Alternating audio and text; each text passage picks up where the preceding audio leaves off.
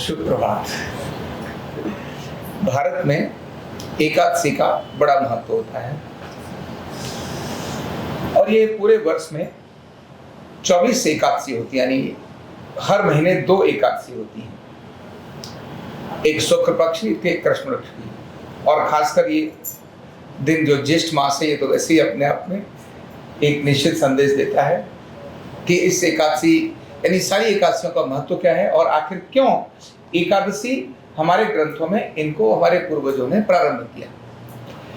इसका वैज्ञानिक अगर संदर्भ हमारे को पता चलेगा तो हम उस एकादशी को धार्मिक आस्था के साथ उसके वैज्ञानिक आधार को भी एक्सेप्ट कर सकेंगे। और आज की जैन जी वो लॉजिक को ज्यादा स्वीकार करती है, रिलीजन को करती है, लेकिन उसको सिद्धांत के आधार पर कसौटी पर तौल कर ही करती है।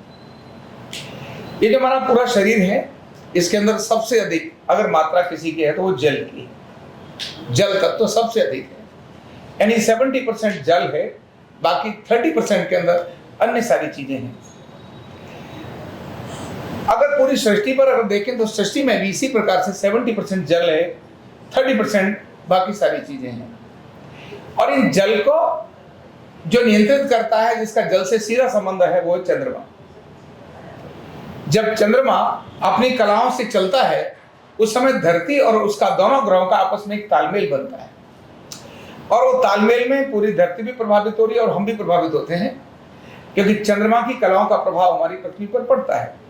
और इसीलिए हम सबको चंद्रमा हमारा प्रमुख ग्रह माना जाता है, स्त्रियों का प्रमुख ग्रह चंद्रमा माना जाता है, क्योंकि सृष्टि में भी स्त्री को सबसे अधिक महत्व दिया है। धरणी यानी धारण करने वाली उसको बोला गया है, इसलिए स्त्री को अधिक महत्व दिया है। तभी स्त्री का नाम प्यार से चंद्रमुखी कह देते हैं, सूर्यमुखी नहीं कहते, चंद्रमुखी कहते हैं। यह चंद्रमुखी, चंद्रमा या जल, ये जो जिससे जुड़े हुए हैं, ज्योतिष की गणना के अनुसार अपने पूरे शरीर पर अगर काम करना है तो उसके लिए बिना जल को ध्यान में रखे हुए हम अधिक अपनी मूवमेंट नहीं कर सकते। जल हमारे लिए एक बहुत महत्वपूर्ण इकाई है, इसलिए एकादशी चंद्रमा के हिसाब से मनाई गई है, यानी चंद्रमा की कलाओं के हिसाब से। जो 11वां दिन होता है, चंद्रमा की 28 कलाएं हैं, जिनमें से 14 दिन का उसका क्रम होता है और इस तरह से 11वां दिन जो होता है वो उसकी एकादशी के रूप में मनाया जाता है। धार्मिक दृष्टि से देखें तो पुराणों के अंदर यह वर्णन है कि भगवान विष्णु के कारण से यह एकादशी का प्रचलन शुरू हुआ। क्यों? क्योंकि भगवान विष्णु ने जो अपनी योग निद्रा के अंदर जब वो थे, तो योग निद्रा में रहते हुए देवता और दैत्य यानी नेगेटिव और पॉजिटिव जो ताकतें हैं, उनका हमेशा से संघर्ष होता आया है। सदा सदा इस पृथ्वी पर नकारात्मक सोच वाले और सकारात्मक सोच वाले ये दोनों शक्तियां रही हैं। वो अलग अलग रूप में अलग अलग समय रही हैं और उन्होंने विध्वंस किया है। जब भी ये डिसबैलेंस हुआ है तो उस समय भगवान विष्णु को स्मरण किया गया और उन्होंने अपने अवतार उन्होंने धारण किए अलग अलग, जिससे कि वो उन शक्तियों को, उन ताकतों को संतुलित कर सकें। और जब भी ऐसी स्थिति आई तो उनके साथ जो ये प्रक्रिया शुरू हुई, उसमें एकादशी का दिन बहुत महत्वपूर्ण था। देवताओं ने प्रार्थना करी और भगवान विष्णु ने जो भी उनको आशीर्वाद दिया, उसके अंदर एकादशी अपने आप में एक महत्वपूर्ण तिथि होती थी। और तभी एकादशी के दिन को मानव की ऊर्जा को बढ़ाने के लिए, कैसे व्यक्ति अपनी ऊर्जाओं को बढ़ाए, कैसे अपने को सात्विकता लेकर आए, क्योंकि तनाव, चिंता, भय ये व्यक्ति की ताकत को कमजोर करते हैं। तनाव, चिंता, भय ये व्यक्ति की ताकत को कमजोर करते हैं। भोजन का अधिक लेना, अधिक सोना, अधिक भोजन ग्रहण करना, यह तामसिक वृत्ति को जागृत करता है। तो सात्विक वृत्ति को जागृत करने के लिए क्या परंपरा डाली जाए? तो धार्मिक अनुष्ठान अगर प्रारंभ किए जाए तो व्यक्ति, क्योंकि भारत का जीन्स ये रिलीजियस है, ये स्पिरिचुअल है, इसीलिए जो भी यहाँ डालेंगे अगर उसको रिलीजन में डाल देंगे तो वो सहज रूप से एक्सेप्ट हो जाएगा। और इसीलिए हमारे ऋषियों ने एक परंपरा डाल दी कि जो 11 का दिन है, जिसको एकादशी बोलते हैं, 11, उस दिन उपवास रखने की प्रक्रिया डाली जाए। और साथ ही अमावस्या और पूर्णिमा और एकादशी ये 3 दिन ऐसे निश्चित कर दिए जो संपूर्ण देश में कोई किसी भी मत को मानने वाला हो, ये तीनों दिनों को वो मानता ही है। और तीनों दिन क्या करना, इसकी भी प्रक्रिया उन्होंने डाल दी। उन्होंने कहा इस दिन उपवास करिए। उपवास करने से क्या होता है, शरीर में डिटॉक्सिफिकेशन होता है, पाचन शक्ति थोड़ी स्ट्रांग होती है, जल की मात्रा बढ़ा दो। जल अधिक होने से डिटॉक्सिफिकेशन होता है, शरीर की क्लींजिंग होती है। जब शरीर क्लींजिंग होगी तो ऑटोमेटिकली सकारात्मक ऊर्जा अधिक बढ़ना शुरू हो जाएगी। और इसी तरह से जब कोई व्यक्ति भोजन कम करेगा, उपवास रखेगा, यानी निराहार रहेगा, कम खाना खाएगा, तो ऐसे में उसका शरीर भी हल्का होगा। तो जो तामस है, जो अहंकार है, ये सारा उसका कम होता चला जाएगा। तो केवल इतना ही नहीं, साथ में उन्होंने कहा उपवास के साथ में दान भी रखिए। तो दान देना, पुण्य करना, पुण्य मतलब अच्छा काम, मतलब दान यानी अच्छा काम। किसी को जल दो, किसी को अन्न दो, किसी को पैसा दो, किसी को कुछ और दो, ऐसा दान देने की प्रक्रिया शुरू करी। दान क्या करता है, व्यक्ति हमेशा अपने आप लेने की सोचता रहता है, ये कमाओ, ये कमाओ, भरो भरो भरो भरो, ऐसा ही करता रहता है।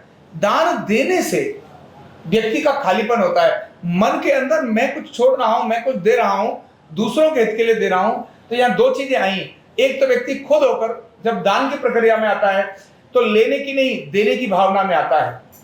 इसका मतलब दूसरे के अस्तित्व को स्वीकार करता है। साथ ही सह अस्तित्व, दूसरों की इंपोर्टेंस को वैल्यू देना, दूसरों को भी वैल्यू देना, यह प्रक्रिया शुरू होती है। इससे बाकी जो लोग हैं एक दूसरे का भरण पोषण करने का यहाँ क्रम शुरू होता है। जिन लोगों के पास अभाव है, किसी प्रकार से उनके पास खाने पीने की चीजें नहीं है, तो लंगर लगाएंगे, कुछ और लगाएंगे, उनको देना, यानी समानता का भाव यहाँ पैदा करना, ये दान और पुण्य से प्रक्रिया में शुरू हो जाता है। और जब ये तीनों चीजें शुरू होती हैं तो आपस का सामंजस्य, आपस का मेल, एक दूसरे का सम्मान, एक दूसरे को प्रेम, घृणा से मुक्ति होती है। तो जैसे ऐसा होते ही स्वाभाविक रूप से एक पॉजिटिव एनर्जी सब तरफ जाती है।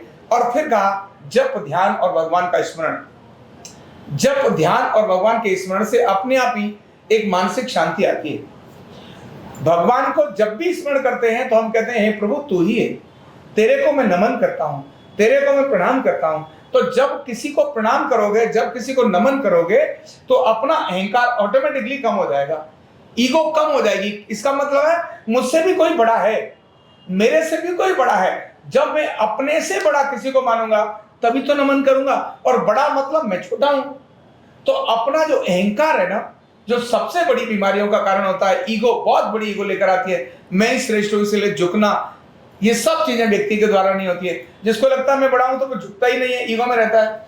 और जब लगता है नहीं बाकी बड़े हैं तो वो नमन करता है, अपने बड़ों को नमन करते हैं। ये जो प्रक्रिया है, नमन करना, प्रणाम करना, झुकना, चरण स्पर्श करना, यह आपके मानसिक अहंकार को कम करती है। जैसे ही मानसिक अहंकार कम होता है तो मन फितूर की बातों में जाना कम हो जाता है, शांत होने लगता है, उसकी एकाग्रता बनने लगती है, उसमें स्पष्टता आने लगती है, उससे उसकी पराक्रम उससे बढ़ जाता है। तो ऐसी छोटी छोटी अनेक सारी प्रक्रियाएं केवल इन 3 दिनों के कारण से बढ़ जाती हैं। उनमें से एक दिन है एकादशी। ये दिन क्या है, थोड़ा गर्मियों के चल रहे हैं, और इसीलिए पूरे वर्ष में एकादशी वाले दिन क्या देना क्या नहीं देना, इन दिनों में खरबूजे तरबूजे का दान होता है। क्यों, ये जल से समृद्ध ऐसे फल है। ऐसे ही दूध की या मट्ठे की लस्सी सब तरफ वितरण का काम आएगा। जहां देखो लंगर लगे होंगे, छबील लगी होंगी, जिससे कि इस तपती हुई गर्मी में अगर कोई चीज बचा सकती है तो वो जल बचा सकता है। और जल में भी दूध से मिला हुआ मीठे वाला या नमक वाली चीजें ये बचा सकती हैं। जल वाले फल, ऐसे फल जिनके अंदर जल तत्व सबसे अधिक है, उनको देने के लिए प्रक्रिया में आती है। इन दिनों में बहुत अधिक तले भुने हुए चीजों से परहेज रखा जाता है। और वैसे भी गर्मी का समय है तो गर्मी से बचने के लिए, डिहाइड्रेशन से बचने के लिए यह सबसे अच्छा है। तभी हमारे ऋषियों ने हमारी परंपरा के अंदर वो डाल दिया कि जो भी राहगीर जा रहे हैं इस तेज धूप से, वो पेड़ों की छांव में नहीं बच पा रहे हैं, उनको जल की आप पर्याप्त मात्रा दीजिए, यह पुण्य का काम भी होगा। और इस ज्येष्ठ मास की तेज तपती हुई धूप में जो बचाने का काम करते हैं वो पुदीन करता है, पुदीना। वो लस्सी यानी छाछ करती है, वो दूध में पानी मिलाकर उसमें थोड़ा शक्कर डाल करके ये चीजें करती हैं। और फल करते हैं, ये फल नमक वाला, काला नमक, भुना हुआ जीरा, काली मिर्च वाला मट्ठा यानी लस्सी, ये चीजें इस समय पर गर्मी से बचने का काम करती हैं। बेल का फल भी, बेल का शरबत भी इन दिनों में बहुत अच्छा काम करता है। आम का पन्ना भी इस सर्दी से, इस गर्मी से, भयंकर लू से बचाने का कारण बनता है। तो ऐसी छोटी छोटी चीजों का प्रयोग करेंगे तो निरोगी भी रहेंगे और अपनी परंपराओं का पालन भी करेंगे। इसीलिए मैंने एकादशी का धार्मिक और सामाजिक महत्व आपके सामने रखा। बहुत बहुत धन्यवाद। न्यूरोथेरेपी का कंप्लीट कोर्स सीखने के लिए जुड़िए हमारे ऑनलाइन ट्रेनिंग प्रोग्राम से और जानिए करीब 100 बीमारियों का इलाज बिना दवा और बिना मशीन के। इस न्यूरोथेरेपी ऑनलाइन ट्रेनिंग प्रोग्राम से आप घर बैठे बन सकते हैं गवर्नमेंट सर्टिफाइड न्यूरोथेरेपिस्ट। रजिस्ट्रेशन के लिए नीचे दिए गए नंबर पर अभी कॉल करें और हाँ, हमारे वीडियो को लाइक करना, शेयर करना और चैनल को सब्सक्राइब करना बिल्कुल भी ना भूलें। धन्यवाद।